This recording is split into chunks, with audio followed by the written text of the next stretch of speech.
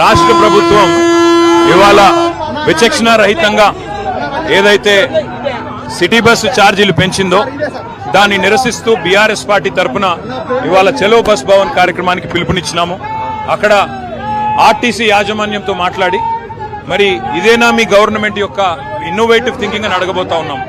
ఇవాళ రాష్ట్ర ప్రభుత్వం ఏం చెప్తోందంటే ఇదేదో చాలా గొప్ప పని మేము చేస్తున్నది అన్నట్టుగా మహిళలకు ఫ్రీ బస్ ఇస్తున్నామని చెప్తున్నారు. మహిళలకు ఫ్రీ బస్సును మేము స్వాగతిస్తున్నాం. కానీ మహిళలకు కూడా ఇవాళ బస్సులో సీట్లు దొరకని పరిస్థితున్నది. మహిళలకు కూడా ఇవాళ ఇబ్బందులు ఎదురవుతా ఉన్నాయి. బస్సుల సంఖ్య పెంచండి, అట్లాగే ఏసీ బస్సులకు కూడా ఫ్రీ బస్సును అమలు చేయండి. మేము కాదనట్లేదు, మేము స్వాగతిస్తున్నాం. కానీ మహిళకు ఫ్రీ అని చెప్పి పురుషుడికి డబుల్ ఛార్జ్ చేసి పిల్లల బస్ పాస్ల ధరలు పెంచితే మరి కుటుంబం మీద భారం పడుతుందా పడదా ఇది ప్రభుత్వం చెప్పాలా. బీఆర్ఎస్ ప్రభుత్వం ఉన్నప్పుడు నెలకు 120 కోట్ల మరి గ్రాంట్ ఆర్టీసీకి ఇచ్చి సంవత్సరానికి 11500 కోట్ల గ్రాంట్ ఇచ్చి ఆర్టీసీని కాపాడుకునే ప్రయత్నం చేసినాం. మీరు ఇవాళ 2 పనులు చేస్తున్నారు. ఒకటి, ఎవరైతే పబ్లిక్ ట్రాన్స్పోర్ట్ ని ప్రజా రవాణాను వాడే పేదలు ఉన్నారో, మధ్యతరగతి ప్రజలున్నారో వాళ్ళని నడ్డి విడిచే ప్రయత్నం చేస్తున్నారు. అట్లాగే మరొక వైపు ఆర్టీసీని ప్రైవేటీకరించే ప్రయత్నం చేస్తా ఉన్నారు. కార్గో సర్వీసులు గతంలో 100 కోట్లు ఆర్జించేది సంవత్సరానికి ఆర్టీసీ కార్గో. కేసీఆర్ గారు ప్రారంభించారు కార్గో సేవలను.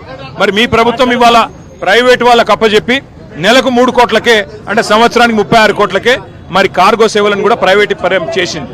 అట్లాగే ఆర్టీసీని కూడా ప్రైవేట్ పరం చేయాలనే ఆలోచన కనబడతా ఉన్నది.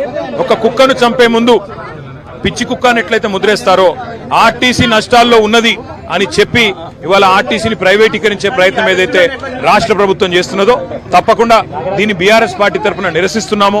తప్పకుండా ఈ పెంచిన ఛార్జీలను వెంటనే తగ్గించాలని డిమాండ్ చేస్తున్నాము. నెలకు ఆర్టీసీ కనుక కష్టాల్లో ఉంటే తప్పకుండా ప్రభుత్వమే ఆ నష్టాలు భరాయించాలి. ప్రపంచవ్యాప్తంగా ప్రజా రవాణా ఎక్కడ చూసినా నష్టాల్లోనే నడుస్తుంది. లాభాల్లో ఉన్నది చాలా తక్కువ చోట్ల. నష్టాల్లో ఉన్నప్పటికీ ప్రజా రవాణా అనేది ప్రభుత్వం యొక్క బాధ్యత. ఆ బాధ్యత ప్రభుత్వం తీసుకొని నెలకు అవసరమైతే 500 కోట్ల 600 కోట్ల గ్రాంట్ ఇచ్చి మరి ప్రజా రవాణాను ప్రజల మీద భారం వేయకుండా నడపాలన్నదే మా ప్రధానమైన డిమాండ్. అట్లాగే ఆర్టీసీ ఉద్యోగులకు ఇచ్చిన ప్రతి మాటను ప్రభుత్వం నిలబెట్టుకోవాలి. ఉద్యోగులుగా వాళ్ళని ఆల్రెడీ మేము గుర్తించాము ప్రభుత్వ ఉద్యోగులుగా.